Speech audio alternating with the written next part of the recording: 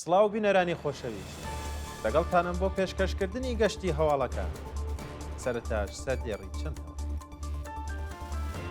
چالاکی لە ئەنگرانی کۆمەڵە بە بۆنەی 26 ڕێبەندان لە سەقز دەست بەسەرکردنی هاوڵاتیەک لە شاری قڕوە درێژەی مانگرتنی معلیمان لە شاری سلێمانی بەڕێوەچوونی میتینگی ئاشتی و ئازادی لە دیاربەکر برینداربوونی 8 کەس لە هێرشی ئاسمانی تورکیا بۆ سەر کۆبانی درێژەی مانگرتنی کرێکارانی شاغڵ لە پترۆشیوی نگینی مەکران لە چابەها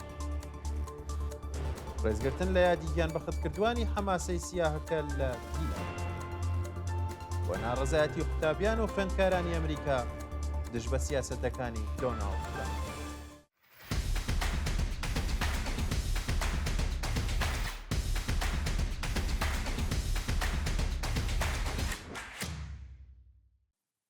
چالاکی لە ئەنگرانی کۆمەڵە بە بۆنەی 26 ڕێبەندان لە شاری سەقز بە پێی هەواڵی گەیشتوو ڕۆژی هەینی نۆزەی ڕێبەندان کۆمەڵێک لە لایەنگرانی کۆمەڵە و حیزبی کۆمۆنیستی ئێران لە شاری سەقز هاوکار لەگەڵ نزیک بوونەوە بە 26 ڕێبەندان ڕۆژی کۆمەڵە چالاکیان ئەنجامدا بە پێی وێنانەی بەدەستمان گەیشتووە لایەنگران و دۆستانی کۆمەڵە و حیزبی کۆمۆنیستی ئێران لە یەکێک لە بەرزایەکانی شاری سەقز بە بەرزکردنەوەی ئاڵای سووری کۆمەڵە و بڵاوکردنەوەی تراکت 26 ڕێبەندان ڕۆژی کۆمەڵیان لە هەموو بنەماڵە گیان بەخەتکردووەکانی ڕێگای ئازادی و بەرابەری و پێشمەرگە و کادر و لایەنگرانی کۆمەڵە و حیزبی کۆمۆنیستی ئێران پیرۆزبایی کردووە. بەشداربووانی ئەو چالاکیە بە خوێندنەوەی سرودی شۆڕژگێڕانە و وتنەوەی دروشم ڕێزیان لە یادی کاک محەممەد حسێن کەریمی گرتووە و بۆ جارێکی تر پەیمانیان لەگەڵ ئاواتەکانی نوێ کردوێتەوە. دەست بە سەرکردنی هاوڵاتیەک لە شاری قڕوە لە ڕۆژانی ڕابردوودا شارومەندێکی خەڵکی قڕوە بە ناوی مهدی کاکەیی لەلایەن هێزەکانی حکومەتەوە دەست بەسەر کراوە. بە وتەی سەرچاوەکانی هەواڵ هێزە ئەمنیەتیەکانی حکومەت بەبێ بەڵگەی قەزایی هێرشیان کردووەتە سەرماڵی مهدی کاکەیی و ئەو شارومەندەیان بە توند و تیژیەوە دەست بەسەر و بۆ شوێنێکی نادیار گواستوەتەوە. تا کاتی داڕشتنی ئەم هەواڵە زانیاریەک لەسەر هۆکاری بەندکران و شوێنی ڕاگیرانی مهدی لەبەردەستدا نییە. ئازادی نەعیم دووستی بە دانانی وەسیقە لە گرتوخانەی سنە. ڕۆژی شەمە 20 ڕێبەندان نەعیم دووستی چالاکی کرێکاری و ئەندامی کەمپینی نابۆی ئەدام لە شاری سنە بە دانانی وەسیقەی 600 ملیۆن تمەنی لە گرتوخانەی و شارە ئازاد کرا. ڕۆژی چوارشەمە 3 ڕێبەندان نەعیم دووستی و ئەمجەد گریاخیز دوو چالاکی کرێکاری شاری سنە بە بیانی بەشداری لە مانگرتنی گشتی بازاڕیانی کوردستان دژ بە سزای سێدارەی پەخشان عەزیز و وریشە مرادی لە شوێنی کارەکان دەست بەسەر کرابوون. شایانی باسە کە هاوکار لەگەڵ دەست بەسەرکرانی و دوو چالەکە کرێکاریە دەیان هاوڵاتی لە شارەکانی دیکەی کوردستان بە بیانووی بەشداری لە مانگرتنی گشتی دەست بەسەر و چارەنووسی بەشێکیشیان بە ناڕوونی ماوەتەوە. درێژەی مانگرتنی معلیمان لە شاری سلێمانی ڕۆژی شەمە 20 ڕێبەندان کۆمەڵێک لە معلیمانی ناڕازی شاری سلێمانی بۆ 11هەمین ڕۆژی بەردەوام دژ بە جێبەجێ نەکردنی داخوازیەکانیان درێژیان بە مانگرتندا. ماوەی 11 ڕۆژە ژمارەیەک لە مامۆستایان و فەرمانبەرانی پارێزگای سلێمانی دژ بە نەدانی موچە و بەکردەوە دەرنەهاتنی گەڵاڵەی ڕیزبەندی لە بەردەم دەفتەری نەتەوەیە گرتووەکان خێوەتیان هەڵداوە و مانیان لە خواردن گرتووە. لەو ماوەیەدا کانونی پارێزەرانی سلێمانی چالاکانی سەنفی سیاسی کرێکاری و نوێنەرانی پەرلەمان سەردانی معلیمانیان کردووە بەڵام هێشتا هیچ یەک لە داخوازیەکانیان جێبەجێ نەکراوە. ڕۆژی پێنجشەمە ڕێکخراوی بێهداشت و دەرمانی سلێمانی سەبارەت بە سازبوونی مەترسی لەسەر ژیان و تەندروستی مانگرتووان هۆشداری بە بەرپرسانی حکومەتی هەرێمی کوردستان دا و داوای جێبەجێکردنی داواکاریەکانیان کردو. بەڕێوەچوونی میتینگی ئاشتی و ئازادی لە دیاربەکر ڕۆژی شەمە 20 ڕێبەندان کۆمەڵێک لە چالاکانی سیاسی مەدەنی و خەڵکی ئازادیخوازی دیاربەکر لە باکووری کوردستان میتینگێکیان لە ژێرناوی ئاشتی و ئازادی بەڕێوە برد. لەو میتینگەدا دایکانی ئاشتی کومیتەی لاوانی شۆڕژگێڕ نوێنەرانی حیزب و لایەنە سیاسیەکانی باکووری کوردستان و خەڵکی خۆبەخش بەشدار بوون و بە وتنەوەی دروشمی ژن ژیان ئازادی جەختیان لەسەر دەستپێکی پرۆسەی ئاشتی کرد و خوازیاری کۆتایی هێنان بە شەڕ و هێرشکردنە سەر ڕۆژاوای کوردستان و پێدانی مافی ڕەوای کورد لە تورکیا و سووریا بوون. برینداربوونی 8 کەس لە هێرشی ئاسمانی تورکیا بۆ سەر کۆبانی. بەرە بەیانی ڕۆژی شەممە 20 ڕێبەندان فڕۆکە بێفڕۆکەوانەکانی تورکیا هێرشیان کردە سەر گوندی ئاشمەی سەر بە شاری کۆبانی و بە هۆیەوە 8 کەس بریندار بوون. بە وتەی وتەبێژی هێزەکانی سووریای دیموکراتیک فڕۆکە بێفڕۆکەوانەکانی تورکیا خانووی خەڵکی مەدەنی لە گوندی ئاشمەی کردوتە ئامانج و لە ئەنجامیەوە ڕووداوەدا ژنێکی تەمەن 28 ساڵ، منداڵێکی تەمەن 3 ساڵ و 6 منداڵی تەمەنژێر 18 ساڵ بە سەختی بریندار و ڕەوانەی ناوەندە دەرمانیەکان کراون. درێژەی مانگرتنی کرێکارانی شاغڵە پترۆشیمی نگینی مەکران لە چابەهار.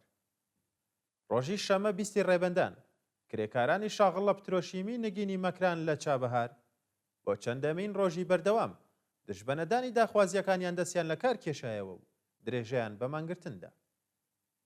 بە پێی راپۆرتی کەمپینی چالاکانی بەلوچ 100 کرێکاری شاغڵ لە پترۆشیمی نگینی مەکران لە چابەهار حەقدەستی مانگەکانی خەزەڵوەر سەرماوەز و بە فرانباریان وەرنەگرتووە و ماوەی 20 ڕۆژە دەستیان داوەتە مانگرتن. کرێکارانی ناڕازی دەڵێن بەهۆی نەدانی حەقدەست لە دۆخێکی سەختدا دەژین و خاوەنکار چەند مانگە حەقی بیمەکانیانی بە ڕێکخراوی تەمینی ئیجتیماعی پەرداخت نەکردووە. ڕێزگرتن لە یادی گیان بەخەتکردوانی حەماسەی سیاهکەل لە گیلان. ڕۆژی هەینی 19 ڕێبەندان کۆمەڵێک لە چالەکانی کۆمۆنیست و سۆسیالیستی گیلان و تاران لەسەر مەزاری گیان بەخەتکردوانی حەماسەی سیاهکەل کۆبوونەوە و ڕێزیان لە یاد و بیرەوەریەکانیان گرت. بە پێی زانیاریەکان هاوکات لەگەڵ ساڵڕۆژی گیان بەخەتکردنی چریکە فیدایەکانی خەڵک لە 19 ڕێبەندانی ساڵی 1349 کۆمەڵێک لە تێکۆشەرانی کۆمۆنیست و سۆسیالیستی گیلان و تاران وێڕای هەڕەشەی هێزە ئەمنیەتیەکانی ڕژیم لەسەر مەزاری گیان بەخەتکردوان کۆبوونەوە. بەشداربووانی ئەو مەراسمە بە خوێندنی سرودی شۆڕژگێڕانە، وتنەوەی دروشم و گوڵبارانکردنی مەزارەکان ڕێزیان لە یادی هەموو گیان بەخەتکردوانی ڕێگای ئازادی و بەرابەریدا گرت و پەیمانیان لەگەڵ ئاواتەکانیان نوێ کردەوە.